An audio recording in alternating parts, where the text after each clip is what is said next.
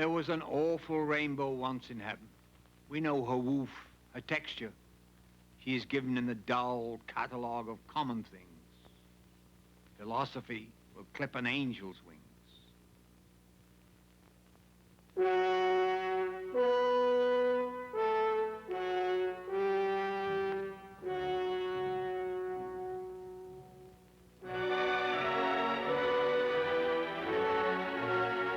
The poet's plaint is scarce 2 centuries old, but the philosophical probings and strivings to plant legend and myth, to supplement faith and fear by observation and reason, go back more than 2,000 years.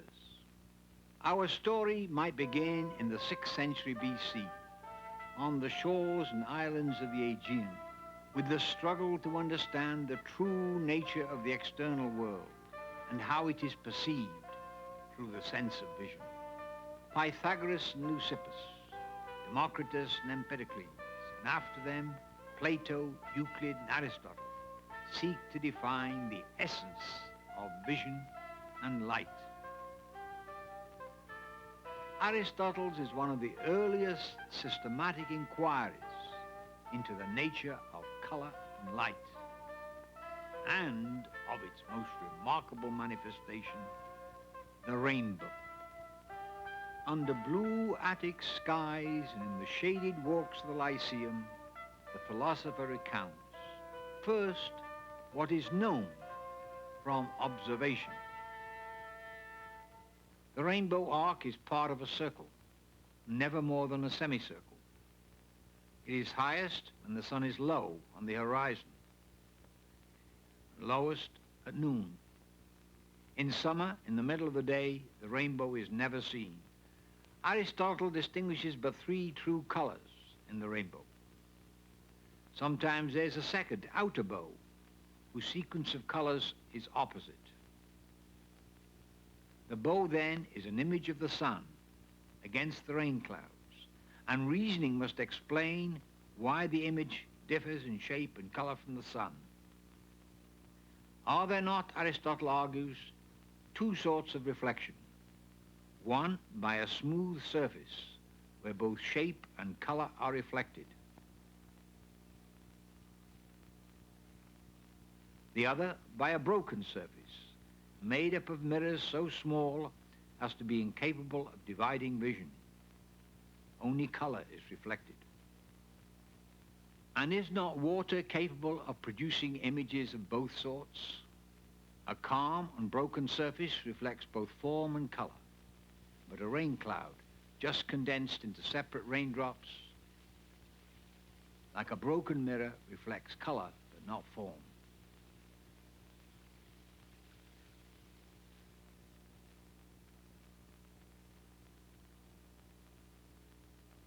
Artificially, a rainbow is produced when someone sprinkles a fine spray into a room so that it is partially illuminated and partially in the shadow, and it can be seen by anyone standing outside at a point where the rays end and the shadow begins.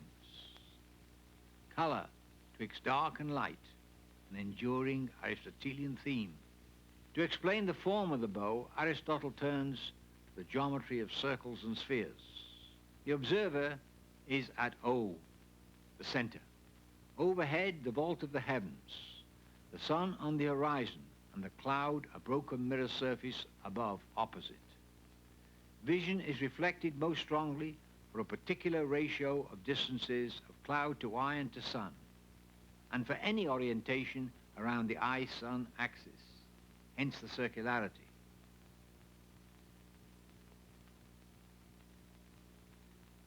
As the sun rises, the axis tilts. The bow becomes a smaller circular segment.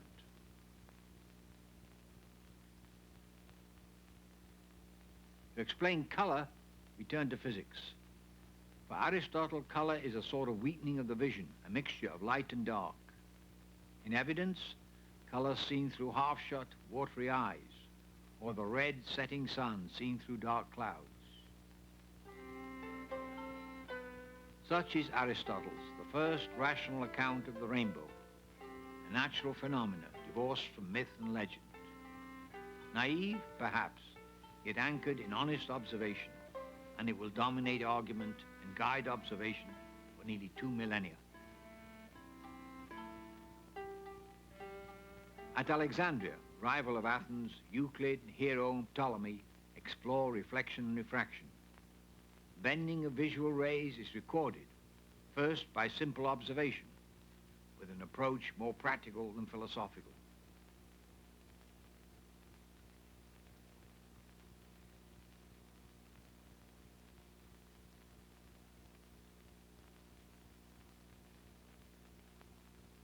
Later, by skilled and precise measurement with glass and air and water, a scientific base is being laid for the understanding of the visual marvels of nature, but its full exploitation is many centuries away.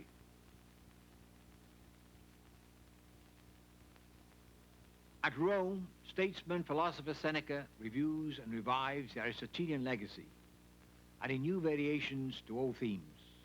Rainbow arcs appear when the fuller spurts spray from his water-filled mouth.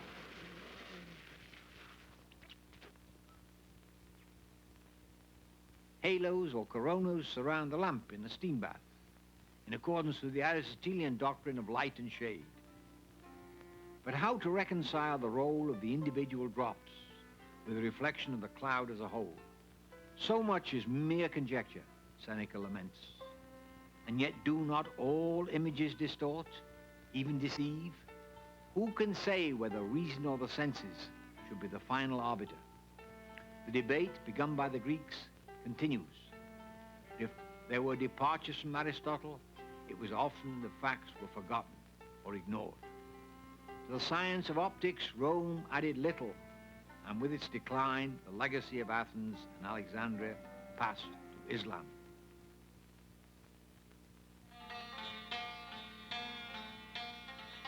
The Arabic scientists acknowledge their indebtedness with gratitude, but with critical reservations.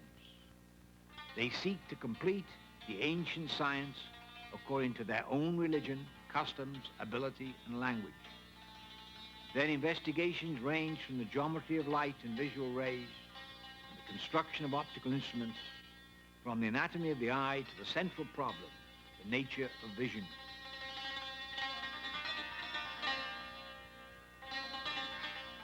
By the 10th century, Islamic science is at its peak.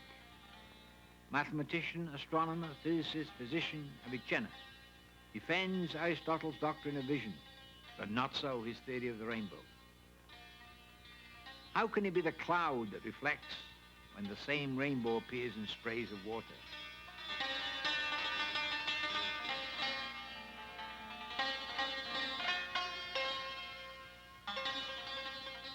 And even without the dark clouds, the rainbow appears, although less vividly.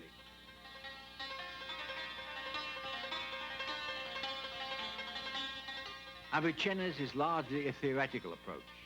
His contemporary Al-Hazan, Abu al-Hazan ibn al-Haytham, mounts an attack on a broader front.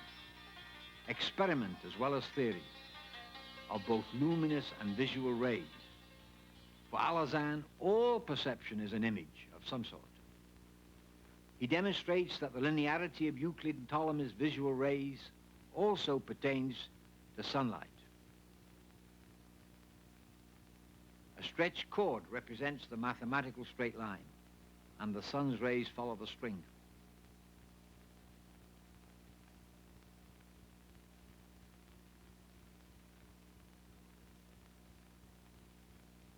Ptolemy's measurements of the bending of diffraction of visual rays he shows to be equally valid for rays of sunlight. Vision is equated with light entering the eye.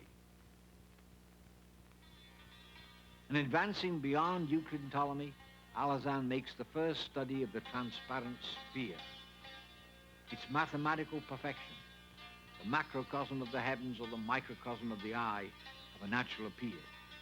And maybe as physician, with diagnostic flask held up to the sunlight, has seen and been intrigued by the strange images therein. Through the sphere, nearby objects are larger, distant objects inverted.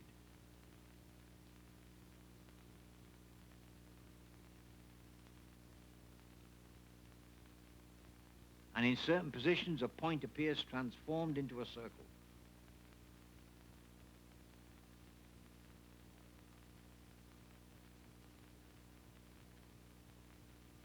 When a shaft of sunlight falls upon the sphere, its rays are collected together at a definite point behind. This is the principle of the burning sphere, revealed perhaps to the ancients in the smoke of its own fire. From observation, Alhazen proceeds to interpretation, attempting to explain focusing and image formation by refraction. From his science, Alhazen is convinced of the natural causes of the rainbow, unlike the ominous heavenly signs with causes hidden to the eye. Ironically, his mastery of the optics of normal vision brings him little nearer than Aristotle to solving the elusive subtlety of the rainbow. Islamic science spreads. With it, the Aristotelian doctrine, from Athens and Alexandria to Basra and Baghdad, to Janishapur, Damascus and Cairo, and west to Cordova, Toledo and Granada. Transcribed by many hands, pagan and Christian, Muslim and Jew, recorded by many tongues, Greek, Latin, Syriac, Arabic and Hebrew, assimilating the influence of many cultures, Oriental and Occidental. Finally, it reaches the monasteries and universities of the West, the centers of medieval Christendom. For the churchmen and scholars, science is part of an overall aspiration. Truth and the perfection of the soul through piety and learning.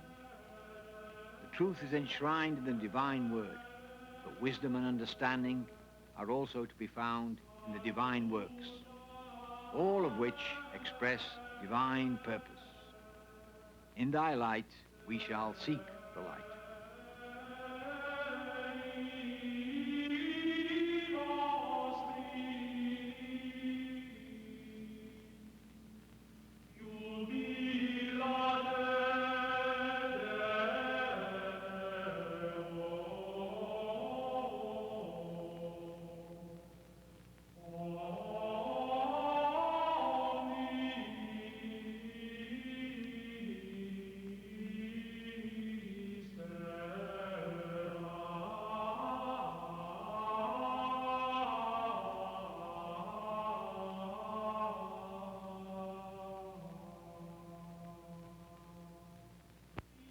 God is infinite corporeal light. Thus the revered Augustine had taught, and for the pious medieval schoolman, the study of light could lead to the truth. And what better path to divine illumination than the token of his own covenant, the rainbow?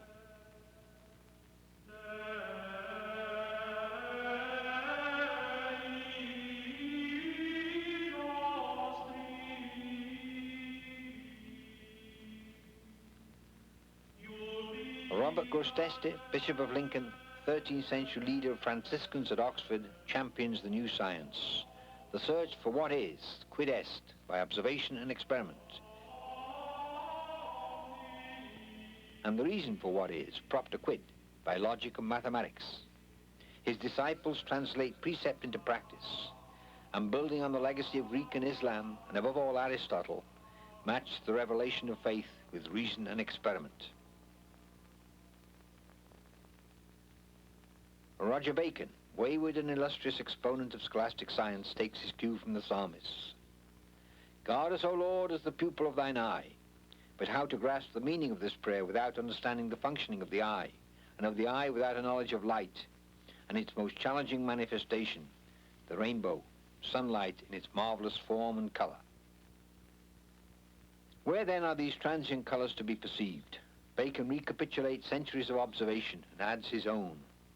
In sunlight, dimmed by viewing, for example, through a feather, or as seen between the interstices of dark cloth. And in like manner, sunlight viewed through shady trees with moist, half-closed eyes.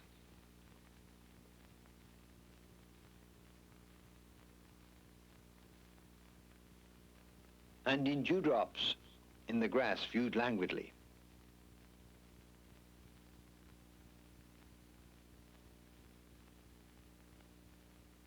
And when a shaft of sunlight falls on transparent gems or crystals of many shapes, an almost infinite variety of ways, and the diligent experimenter will surely find more. But are these rainbow-like colors real or illusory, like the rainbow itself, nothing but a subjective appearance of color? Perhaps a study of the form of the bow will guide us further. The height of its crest, for example, can be measured with astrolabe. On level ground with sun on the horizon, it is 42 degrees. But if one is on a tower or high ground, the crest may appear higher, and the arc of the bow greater than a semicircle, even a whole circle. Bacon's is the earliest precise statement of the rainbow's angular size. Geometrically precise, yet a strange image. Even when formed in a nearby spray, the bow moves away as one moves towards it, as if each observer created his own bow, a visual cone carried before him, with vertex fixed in the eye. There are too many subtleties of rainbow light, Bacon size. Reasoning here doth not attest in these matters. I have not grasped the whole truth, nor made all the necessary experiments. The learned Albertus Magnus, Doctor Universalis of Cologne, Dominican leader, champions the new science no less ardently than the rival Franciscans. He finds support for the scholastic doctrine of color as a blend of light and dark, with blue darkest and red brightest, in the order of appearance of the prismatic colors. Blue nearest base, red nearest vertex. And direct experimental verification. White light, transmitted through colorless water, is rendered red by the addition of black ink, an echo of Aristotle's red wine from black grapes.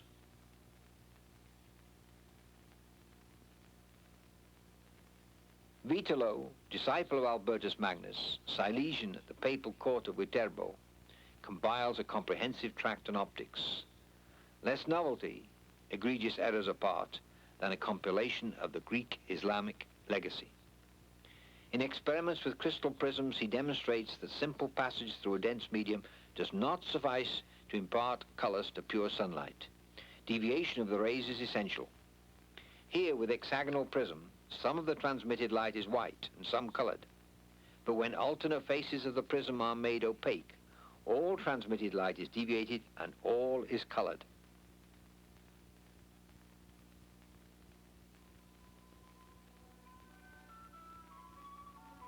In Vitolo's optics are collected together most of the clues needed to resolve the rainbow mystery, but the analysis is too crude. More help must come from observation and experiment before the rainbow's subtlety can be grasped. It was finally about the year 1300 that Theodoric of Freiburg, leader of German Dominican preachers, put together all the essential pieces of the rainbow puzzle. It is hard, he cries, on this well-trodden path to find new ways, detours, and shortcuts. And his is no shortcut. He goes back over many a well-trodden path. Experiments with prisms and globes are repeated and reinterpreted. Prism-produced colors, he shows, are clearer, as his theory expects, the greater the distance from the prism to the screen. Theodoric recognizes one important fact, unknown to or ignored by his predecessors. Some light can be reflected at the boundary in passing from a dense to a rarer medium, for example, from crystal or water to air. And with concomitant refraction, color can thus be reduced in reflected rays. Analogy between hexagonal prism and sphere then suggests, and experiment demonstrates, the production of colored reflected images by transparent globe.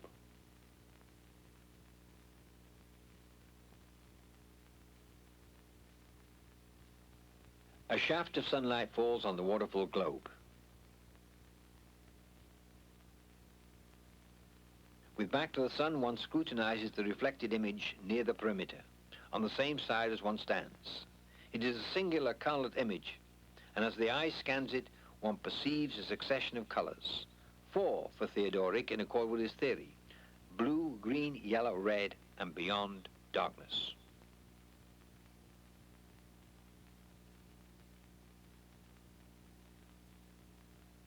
This colored image Theodoric ascribes to sunlight once internally reflected, the back of the sphere, and of course twice refracted.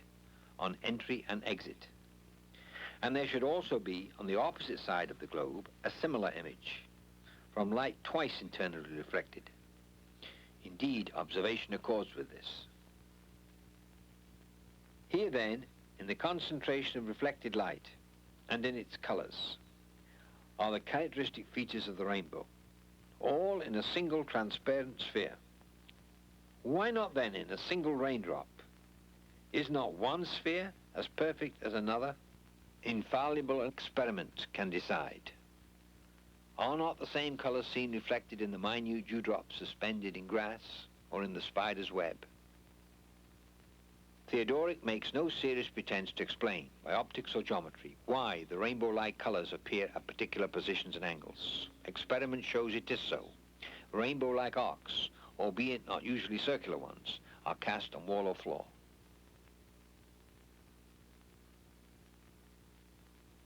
With many globes, like the innumerable drops in cloud, the many overlapping arcs blur out the rainbow image.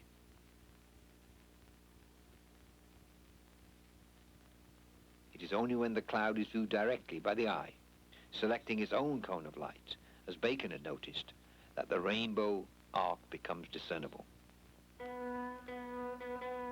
Accurate geometry and cogent astronomy are not Theodoric's forte. The relation between what is observed in sphere and in the sky is subtler than his argument. Strangely, he records as measured the cone angle of the primary bow as 22 degrees, not 42. And although he argues correctly that since all the colors of the bow are seen simultaneously, different colors must come from drops at different heights, he confuses angle and position and compounds error with ambiguity. Theodoric's rainbow, with its background of medieval cosmology, is a sort of caricature of reality, yet one firmly based in experiment and observation. Its essential features are retained in all later true interpretations. It is the climax of 13th century optics in Europe. Astonishingly, at almost the identical time, in a late manifestation of Islamic science, at the school of spiritual illumination in distant Persia, one Kamal al-Din al-Farsi, a disciple of disciples of Al-Hazan, reaches essentially the same conclusions. And his experiments and interpretations are clear, thorough, and cogent. First, the analysis of light transmitted through the sphere is tested by ingenious experiment. Kamal al-Din views through the globe small illuminated objects of particular symmetry at varying distances along the axis.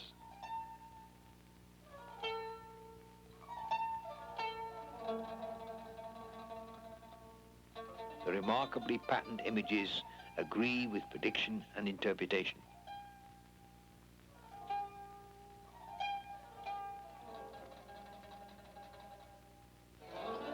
Al-Hazan's optics is confirmed, but Kamal al-Din cannot, as God is his witness, accept the master's interpretation of the rainbow. For Kamal al-Din, as for Theodoric, the crucial step is the recognition of the role of the internally reflected light. Beyond conjecture, he measures out the paths of different incident rays after refraction and either one reflection, here shown in red, or two reflections shown in black, and he probes the notion of a limiting angle of deflection of the sun's rays. Calculations are checked by tracing the path of light rays in a variety of experiments with water-full globe in a shaft of sunlight. With a half-coated sphere, the colored images are observed within. Outside are observed the bright red flash near the perimeter.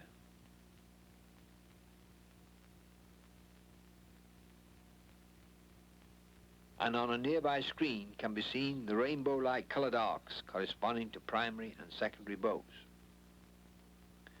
Theory is further tested quite simply by observing the correlation between a finger stopping the incident light and the consequent shadow in the image.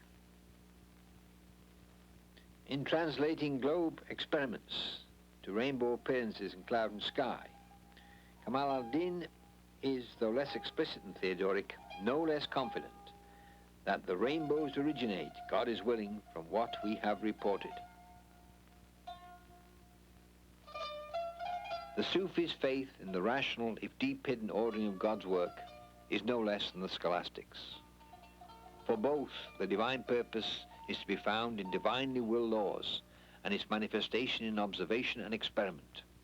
And so reason is guided in the search for truth, and theory provides a cloak with ample folds of ambiguity to drape over bare facts.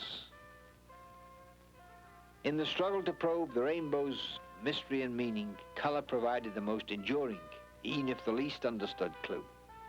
A scent to be followed without knowledge of its origins, and finally traced to the source. What followed was regression rather than advance, and in the great surge of scientific enterprise in the 17th century, medieval science is largely scorned or ignored. But the fruit of one generation provides the seed for the next, and even if 13th century science lay buried and latent for a time, surely it germinated somewhere and found its silent expression when science burst into full flower.